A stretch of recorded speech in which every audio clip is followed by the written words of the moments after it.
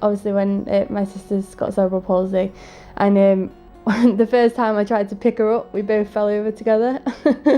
And I always remember that, because obviously then I grew stronger and was able to carry her and things like that, because she can't walk or talk, and she's a few years older than me, so I just picked her up and we both fell to the floor. And yeah, I still laugh about that now. I didn't really know what I wanted to do. And people say, we always wanted to be a nurse, and I say, no, not really. But I think I've wanted to always help people. Obviously helping my sister, I think it's always come naturally. She's helped me to want to help people. And what the best way to do that than being a nurse, and just went and got it for 3 years later.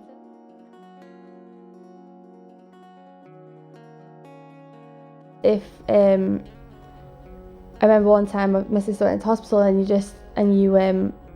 you couldn't really, you felt a bit scared or ashamed to go in and say what was going on. And I know quite a few young carers who've done that, who miss school, and their education is really poor because they've just not gone in. They've been scared to tell people what's going on. They felt embarrassed. Luckily I went the opposite way again and worked hard and saw past it, and that was my outlet, going to school and trying hard, because I knew I wanted to be something. But I do know a lot of young carers who don't go to school and can't go to school, and when they're there, their mind's not focused on it, and they're naughty at school. There's a lot of people.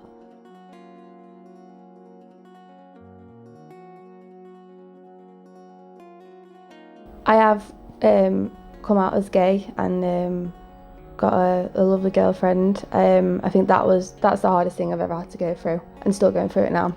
Yeah. And I don't think it's ever going to be easy. Like people who haven't gone through it say, oh, why are you so, why, it's not a big deal. And it's because you think people, whoever they are going to turn around and not want to be your friend anymore, or not want to get to know you anymore. And no matter who they are, you think they're going to do it. I thought my mum was going to do it. I thought my dad was going to do it. And it took a long while for me to get the courage to say it. And it's not an accepting thing overnight. I don't care who tells you it is. It's not. And you just don't think it's going to happen to you. You know, when you're younger, you're like, oh yeah, I support being gay. I support, everything. But then when it happens to you, you're like, oh, it's the worst thing to go through. I mean, how old were you when you realised that you were? Quite old. It wasn't until I went to uni. I was about 19, I think. I think I felt not like something wasn't right. Like if I ever went out with a boy, I'd be best friends with him and have a really good time. But something, what everyone talks about, wasn't there. And then it just kind of clicked one day. I got in touch with an old friend. It kind of clicked. And then I started thinking, oh God, I had people telling me it was a phase, which is not what you want to hear. You just need all the support you can, and to tell you it's okay. But I just still go through it now. I still get upset, still say, why me? It's not, I think it's more people. You read comments, luckily not a few passing comments, but not had any aimed at me. But you do read comments and you think, how can people think this? It's not a choice. That's the worst comment someone can tell you. Oh, it's your choice. It's not. Really not. But why would you choose to put people through so much pain? It's beyond me. And I think that's the most challenge I've ever been through. But you've got to speak about it, because if you don't, everyone's going to be in the same boat. And I think the more people you speak to about it, the more it actually clicks that the more people are going through it, and it is a hard thing to go through.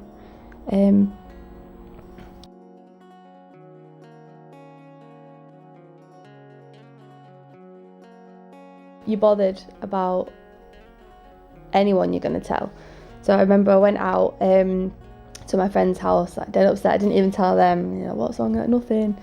And I came home and she said, tea's ready, and I went, I've got something to tell you. I was like crying my eyes out, and she said, oh, can't wait till after tea. I said, no, not really. But at this point I said, I think I like a girl. I didn't say like, oh, I'm gay or anything. I said, I think I like a girl. And she just looked at me, and I thought, well, she's either going to slap me or she's either going to hug me. And she just held me in her arms. We both cried, and she just said, please don't cut your hair short. And it was done really. And a week before, I'd gone to a football match with my dad, and I just said, you love me no matter what. And he said, yeah. And then he come in and he said, I knew something was wrong when you asked me that. And he said, I kind of knew. And then it was supportive then, but they kind of, because I went back to uni then, it kind of was a bit drifting off, like communication wise. Yeah. And there was a lot of crying going on, and a lot of congratulations texts coming through, and I think that was the way my mum dealt with it, by telling everyone and by getting it out in the open. And I think it took a long while for people to accept it, and for people to, even if they don't say it's you've lost. They've got their life planned out for me, and it's just suddenly been taken away and changed. So I can see where they're coming from, but it was it took a while, and I think it still is now. I think it's still, and it's okay to be who you are. Definitely is okay to be who you are, and no matter how bad things feel at the time, because for me it felt like my life came crashing down, but it was like a big weight left on my shoulders, and as soon as you've done it, it's done.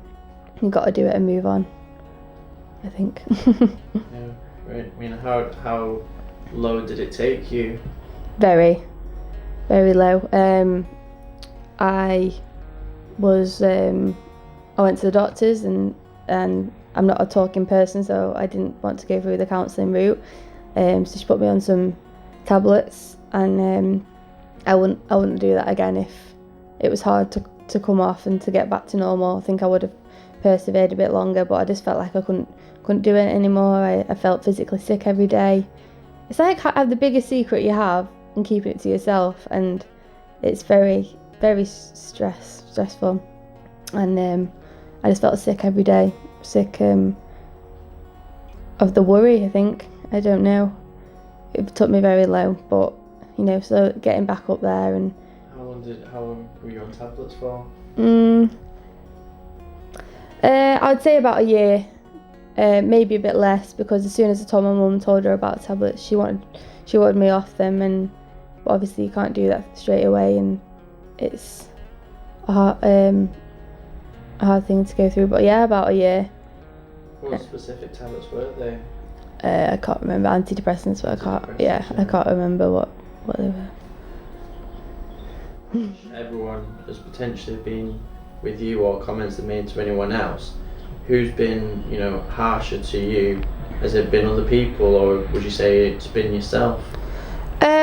No, I think it's been other people. I think I've only had passing comments which I've not heard, my mum's heard, and then, you know, told me about it. No one's actually come up and said anything to my face yet, which I feel very lucky and blessed about. But you know, just comments when you're scrolling through social media and about other people, and or celebrities, and the harsh stuff they get written out, and you're thinking, well, if they're gonna say it to them, if they knew me, what would they say about me?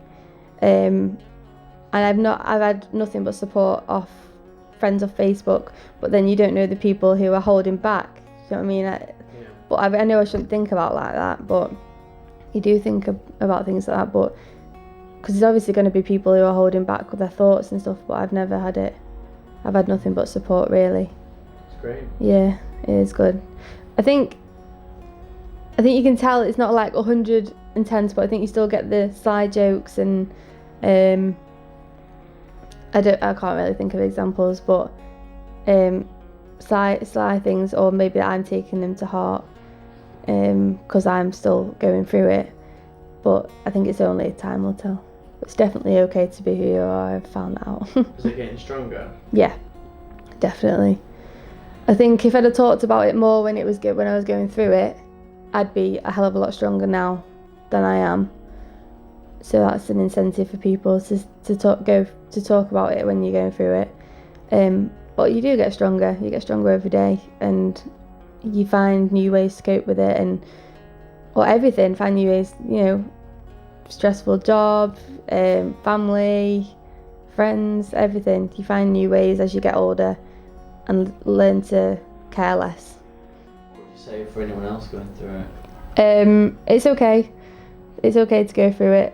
Don't hide, because the longer you keep it inside, the longer it's going to get worse. I'd say if you keep it, just tell one person, get advice off people, and once it's out there, then you do deal with the consequences. There's so many people who'll be behind you, groups, friends, family members, distant family members. There are going to be people. You might lose a few people along the way, but that's their issue. How does it feel? Good. I just hope people can but see that other people go through stuff we all go through, especially from the young carers and the LGBT side of things. I think something I've wanted to talk about, but not really known how without being too in people's faces about it. So it's just nice to be able to share about my sister, and she is an inspiration to me, and she's everything to me. But people don't really see the other side of it as young carers, but they only see how amazing she is and amazing we are together. So it's been nice to express how we're feeling. I just hope it looks alright. Yeah, definitely.